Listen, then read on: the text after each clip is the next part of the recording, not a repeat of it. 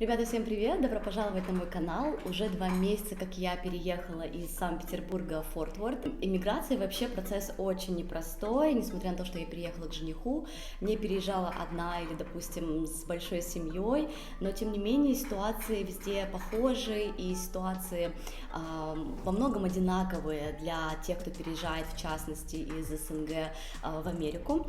Я посмотрела другие видео на YouTube, почитала чаты и собрала информацию, чтобы быть более объективной, но в то же время я расскажу свой опыт, расскажу, с чем столкнулась я, где можно было сэкономить и вообще мои факапы. Вот, так что оставайтесь со мной и давайте же начнем.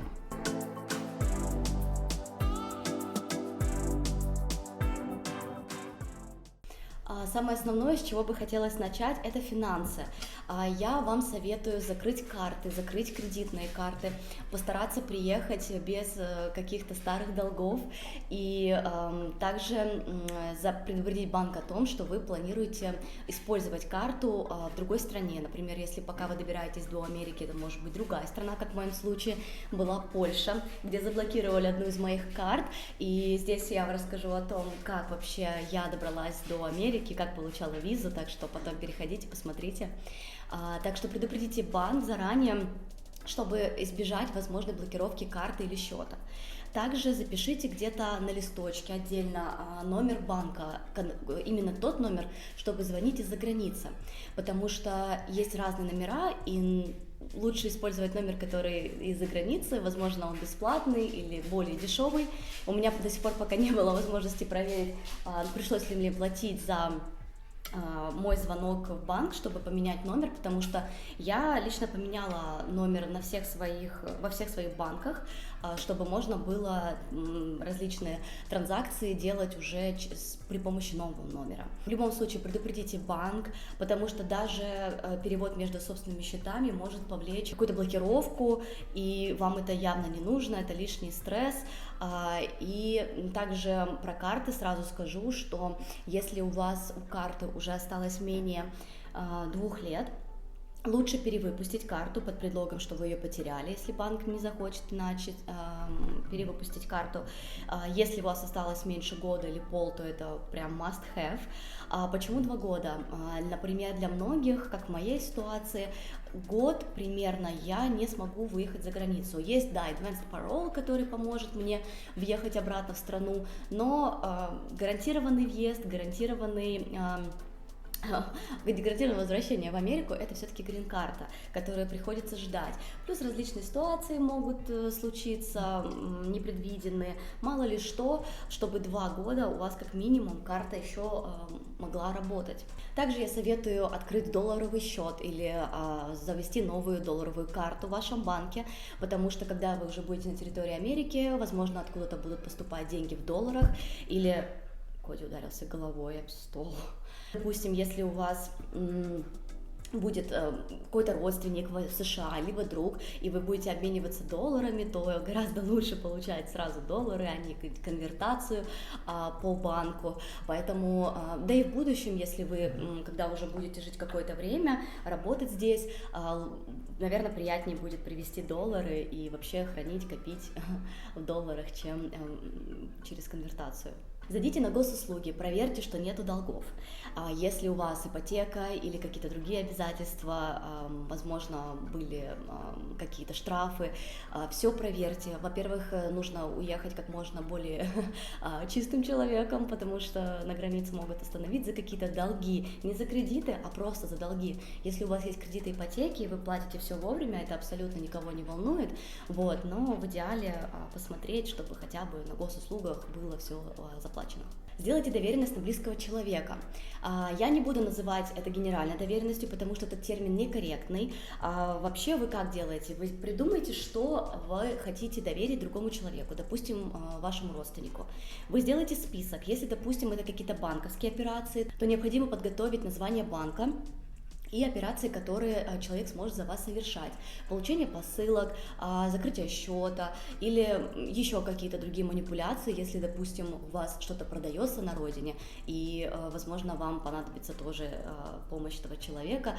Все продумайте, напишите на листочке, когда придете к нотариусу, просто передадите эту информацию его администратору, они все подготовят, и нотариус уже заверит.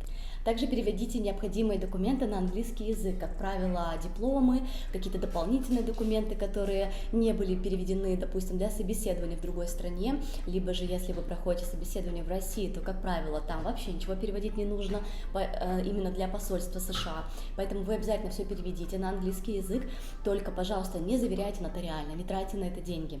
Здесь в этом нет никакой необходимости, по крайней мере, в моей визе K1, далее я подготавливаю все документы для подачи на грин-карт, ничего нотариально заверять не нужно. Ни разу не слышала, чтобы кто-то в чатах или в интернете, где-то там на YouTube сталкивался с этой проблемой и требовалось именно нотариально заверенный какой-то перевод. Как правило, это обычный перевод, и внизу просто подпись переводчика о том, что такой-то переводил, и копия, не копия, а перевод, и все, в общем, вышесказанное верно. Также, если вы планируете работать или учиться дальше, вам, скорее всего, понадобится эвалюация диплома, однако не торопитесь ее делать, это либо проверьте просто заранее, чтобы знать, либо уже когда будете непосредственно здесь и будете искать работу, если уж потребуется эвалюация диплома, то есть приравнивание вашего уровня образования к уровню образования в США, здесь это можно будет сделать. Но необходимо апостилирование диплома, это вот то, о чем я только что говорила, чтобы уже сделать дальше эвалюацию. Не забудьте сохранить все необходимые документы на телефоне, все самое важное, какие-то билеты, когда будете уже лететь, допустим, в страну, через которую вы будете, допустим, лететь в США, или напрямую, какие-то карты, возможно, нужно будет добраться с одного терминала до другого, чтобы не включать телефон, лишний раз не тратить интернет и не искать Wi-Fi в панике, лучше все необходимое сохранить сразу на телефоне в офлайн. Также храните вообще все документы, копии в облаке, чтобы был доступ, если у вас, допустим, нет рядом под рукой компьютера, либо флеш-карты, чтобы можно было просто с телефона посмотреть какие-то документы. Вообще, все остальное я бы тоже посоветовала хранить на флеш-карте, какой-то купить большой жесткий диск, куда вы можете все сохранить.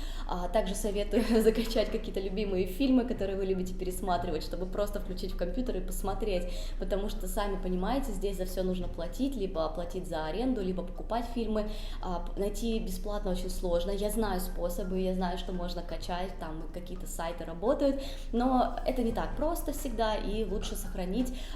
Я пожалела, что не сохранила Гарри Поттера и Властелина колец на флешке, но на самом деле я пыталась, но у меня флешка не позволила, у меня слишком много фотографий, документов каких-то, и мне пришлось поудалять очень много фильмов, поэтому, если у вас есть возможность, купите большую флешку и закачайте заранее все это.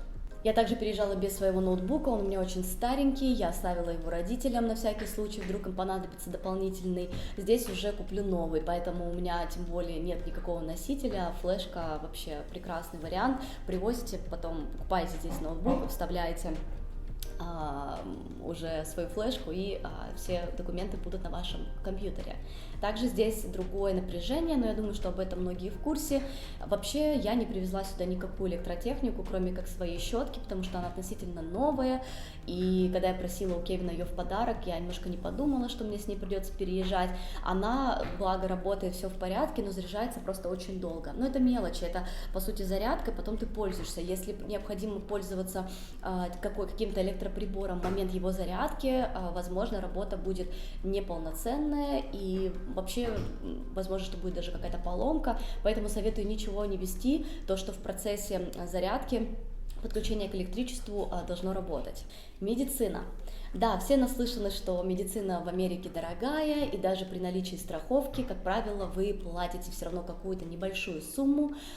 Кстати, совет, если у вас, допустим, будет какой-то прием врача или лечение в Америке, всегда сравнивайте счет, который вам сказали в клинике, и в дальнейшем, если вы, допустим, получаете счет по электронной почте, чтобы совпадали цифры, потому что иногда происходят какие-то сбои, и вам могут, допустим, там больше начислить. обязательно проверяйте такие вещи. Если же у вас есть возможность, пролечите зубы, сделайте чистку, проверьте вообще все. Пройдите какой-то осмотр врача, терапевта рутинный.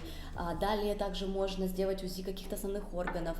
Это не будет лишним, это стоит какие-то сущие копейки в России или в любой стране СНГ. Поэтому у кого-то еще, если вы работаете, есть страховка, как, допустим, у меня была страховка, есть возможность это сделать еще и в комфортных условиях и бесплатно в России. Соберите лекарства, необходимые на первое время. Если везете в большом количестве, не забывайте про рецепт. Также девушкам рекомендую привезти какую-то банальную косметику, хотя бы пару тюбиков каждого, чтобы вам не париться первые месяцы, не искать, не думать, чем вы будете пользоваться, и вообще не создавать стресс для вашей кожи.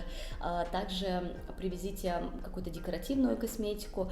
Я привезла, например, еще набор для маникюра, просто делать элементарно какую-то там кутикулу убрать, краску для бровей, для ресниц, чтобы не думать об этом первые месяцы. Если вы уезжаете из своей квартиры и не оставляете ее ни родственникам, ни друзьям, не сдаете, она просто будет пустая. Не забудьте расторгнуть договор с вашим провайдером, чтобы потом не доказывать, что вы не пользовались или еще что-то, потому что, как правило, такие вещи автоматически начисляются. И, допустим, в моем случае, когда мне нужно было расторгнуть интернет, я не знала об этом, но это случилось еще до переезда в США, я переехала в другой город временно, перед переездом уже сюда. И мне сказали, что необходима именно явка личная. Потом уже, когда эту квартиру сдали другому человеку, мы смогли договориться, и по идее до сих пор договор на мое имя, но это всего лишь интернет. Понимаю, что в этом ничего нет абсолютно страшного, вот, но убедитесь, что, в общем, ничего вам не начисляется лишнего. Сразу продолжу про интернет. Если вы, допустим, еще не поменяли свой тариф на телефоне, подумайте, какой тариф вы подключите, когда уже переедете сюда, потому что лучше это сделать как можно скорее. Как правило, если вы покидаете территорию своей страны, вы уже не пользуетесь интернетом, не подключаете роуминг, вы ищете Wi-Fi, либо по приезде сюда сразу покупаете местную сим-карту и не пользуетесь интернетом, а, как правило, достаточно дорогая все равно связь. Даже в России у меня была, по-моему, за почти 700 рублей в месяц. Вот, и мне пришлось пару месяцев заплатить, потому что я забыла поменять тариф и думала, что я просто им напишу, что я не пользовалась, они это проверят, но на самом деле так не работает. Поэтому заранее переподключите на бесплатный. Я, допустим, от Smart МТС подключила себе Супер МТС. Если вы ни на что не тратите, допустим, да, интернет, не пользуетесь интернетом, не звоните, никуда не пишете, то это вообще будет бесплатно. Чтобы сохранить номер для дальнейших поездок на родину, необходимо просто раз в 3 месяца отправлять смс, и тогда ваш номер не заберут. Соберите тренировочный чемодан. Если вы, допустим, планируете взять немаленькое количество вещей, и я лично советую все-таки взять какие-то необходимые вещи, косметику, одежду, все вот то, что вам необходимо, не думать о том, что да там все продается, да там все дешево. На самом деле немножечко не до этого первое время, поэтому я была очень рада, что привезла какие-то банальные вообще вещи с собой, которые думала, что реально, наверное, зря беру, но в итоге они очень пригодились. Поэтому и не нужно на это тратить деньги первое время. Так что соберите чемодан, убедитесь, что все влезает, все, что не влезает, но все-таки хотите взять с собой, вы можете отправить почтой. Я отправляла обычной почтой России, заплатила 5000 рублей за 15 килограмм, у меня было 2 коробки, но я их перенаполнила, если честно, и не замотала достаточно, у меня пришли разбитые с дырками коробки, в одной коробке были потеряны несколько вещей, но благо ничего ценного. Я же вам советую не набивать коробки, лучше сделать несколько коробок, это по цене будет примерно то же самое, потому что вы платите за килограммы. Вот, и ждала я 2 месяца. Если вы видите, что потом в приложении приехала в Россию, допустим, коробка с меньшим весом, не забывайте, что нужно обязательно взвесить прямо вот у порога с почтальоном, что действительно недовес, и возможно, чтобы потом вы могли доказать, что что-то было потеряно. Вот, записывайте обязательно, что было в коробке, особенно если все-таки везете что-то более-менее ценное, там, не знаю, даже ботинки за 10 000 рублей или куртку за 30, дубленку, как, допустим, было у меня, но благо именно эти вещи пришли. Мелочь, но приятно. Возьмите с собой любимый чай, конфеты, какие-то вот Только, пожалуйста, по мелочи, потому что по факту вам может это все не влезть, и вы все это оставите. Прям вот маленькие какие-то пакетики, несколько конфеток или еще чего-то, потому что поначалу это очень греет душу, а также если вы едете сюда и вы знаете кого-то, особенно из местных, возможно, вы подружитесь с соседом через пару дней, вы будете очень-очень близки в будущем, вам будет очень приятно подарить этому человеку что-то из России, возможно, какой-то магнитик, или как, ну, мне кажется, что лучше все-таки какой-то что-то съедобное, то есть какие-то конфеты, шоколад. Аленку возьмите с собой. Итак, мы разобрались с тем, что нужно сделать до переезда, теперь что нужно сделать после переезда. Здесь немножечко уже более субъективно будет, потому что у меня виза K1, я никогда не была в Америке, и мне для, допустим, грин-карт необходимы какие-то документы, мне нужно самой все подавать, в отличие от, допустим, победителей грин-карт лотереи, но все-таки что-то вам может быть полезно. Для начала я считаю, что нужно приобрести сим-карту. Изучите планы. У некоторых провайдеров можно сразу заплатить за год вперед, и это будет дешевле, причем гораздо дешевле. Если вы хотите сразу купить iPhone, то я вам советую тоже изучить этот момент. Цены на самом деле будут не маленькие, вы поначалу будете платить за телефон, потом только получать iPhone бесплатно.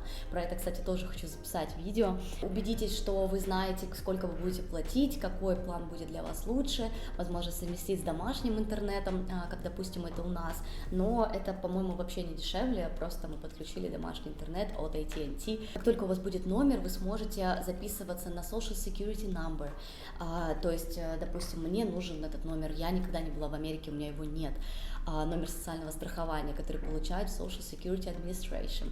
Убедитесь, что вы записываетесь в тот офис, который вам необходимо, в который записаться необходимо именно вам, по вашему адресу, потому что я записалась в центр города, а у меня, оказывается, есть офис прямо под носом, в который я должна была записаться, что непосредственно усугубило, и мне пришлось дольше ждать записи.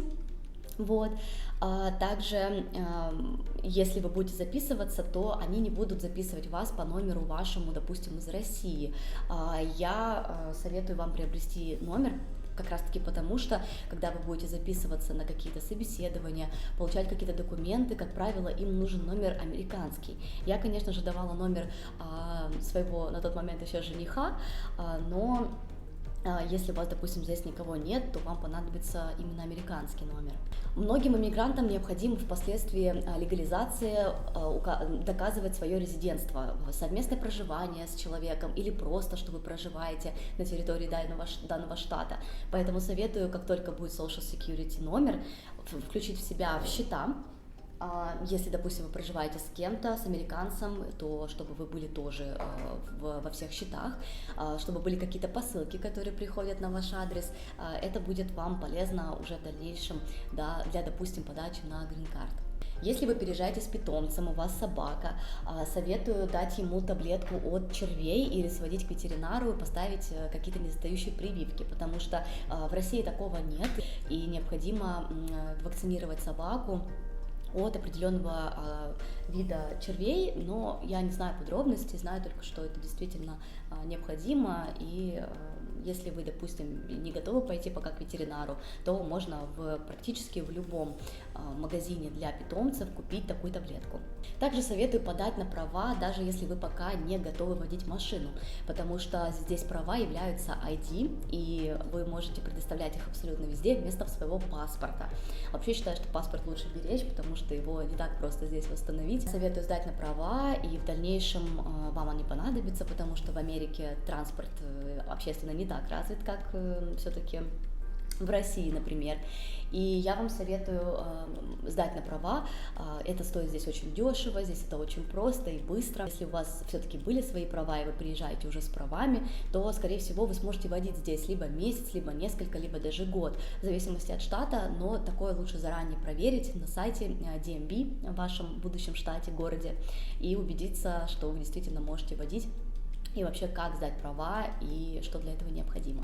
Если вы недостаточно владеете английским языком, советую хотя бы на первое время сделать себе какой-то список фраз, попробовать выучить основные фразы, обзавестись приложением, которое на ходу переводит ваши слова, чтобы, допустим, вы могли легко обменяться какими-то предложениями, новостями и просьбами с человеком здесь. Также, когда этот человек будет вам говорить, вы сможете слышать через приложение, что он вам пытается сказать. Это будет очень полезно. А так, вообще, советую, конечно, изучать язык, потому что здесь вы не будете общаться нон-стоп с кем-то, и на самом деле не так легко будет выучить его, если вы, конечно, сами не стараетесь. Также я вам советую найти на Фейсбуке группы с такими же иммигрантами из России, либо Украины, или Беларуси, где вы можете также уточнить у ребят вообще любой вопрос, который вас интересует по поводу жилья, работы или, допустим, английского языка. И я просто слышала о том, что некоторые волонтеры или, возможно, это какие-то государственные организации, которые проводят раз в неделю бесплатно курс английского языка. Когда я жила в Японии, у нас раз в неделю по воскресеньям волонтеры бесплатно преподавали английский язык в центре города. Это, конечно, город был крупный, поэтому здесь, скорее всего, если такое и есть, то это будет, я думаю, 100% только в крупных городах. Также в подобных сообществах вы можете найти информацию по поводу жилья, работы. Если, допустим, вы заинтересованы в каком-то районе, вам нужны какие-то школы, или вы хотите жить конкретно в русской общине, то необходимо там уточнить информацию. Ребята там уже все знают, люди живут там годами, кто-то десятилетиями, и они будут готовы помочь, посоветовать вам район, который будет, скорее всего, близок именно для русского человека. Если вы, допустим, обладаете большой суммой денег, у вас дети, вам необходим какой-то именно самый лучший район с лучшими школами, и вы можете себе это позволить, вам тоже порекомендуют. Если вы владеете английским на должном уровне, вы сможете сами на сайтах различных рент поискать информацию о том, какой район, рейтинги районов, рейтинги школ. Это, в принципе, не сложно. Если вы же хотите пока заранее просто из России или из любой другой страны посмотреть информацию, вы можете зайти на Craigslist, там жилье достаточно доступное, там очень много квартир с мебелью, что, скорее всего, будет комфортнее для человека, который переезжает с нуля. На самом деле мы с женихом тоже все начинаем с нуля, потому что он до этого жил в университете, в общежитии, потом к родителям перебрался, потом с друзьями тоже какое-то время жил. То есть он еще не снимал свое жилье, не покупал дом, потому что мы хотим сначала понять, где мы хотим жить. Он не хочет жить в Техасе, я хочу жить в Техасе. Мы решили дать время друг дружке, чтобы понять, кто что хочет, где мы хотим жить. Но мы точно не будем жить в этом городе, мы уже решили это на 100%, будем переезжать либо в Остин, либо в другой штат. В общем, там уже знаете, как покажет время, как говорится. Вот, поэтому в любом случае мы снимали здесь квартиру пустую абсолютно, но это очень просто, это делала даже я на расстоянии, я просто искала в России сайты апартаментов в нашем городе, смотрела фотографии, читала отзывы, и таким образом мы выбрали квартиру. Это было не, в принципе, сложно. Единственное, что когда вы решили все-таки снимать, там, не знаю, через 2 недели, вот вплотную, здесь может не быть просто свободной комнаты в тех апартамент-комплексах, в которых вы бы хотели жить. Поэтому у нас получилось так же, у нас тут по соседству есть еще один комплекс, мы хотели жить там, но там не было места, поэтому мы живем в соседнем. На самом деле нам здесь нравится, нас все устраивает. Лиз мы взяли только на 7 месяцев, потому что не были в курсе, не были уверены, что нам здесь понравится, или что мы, допустим, не захотим переехать куда-то. Друзья, на этом у меня все. Я буду благодарна, если вы поставите лайк этому видео, подпишитесь на канал, поставите колокольчик, потому что еще будет много чего интересного и полезного. Также веду влог. Если у вас есть какие-то советы по поводу переезда, иммиграции, пожалуйста, напишите в комментариях, потому что многие именно узнают много чего нового из комментариев. А я уже буду с вами прощаться и надеюсь, что мы увидимся в следующих видео. Пока-пока!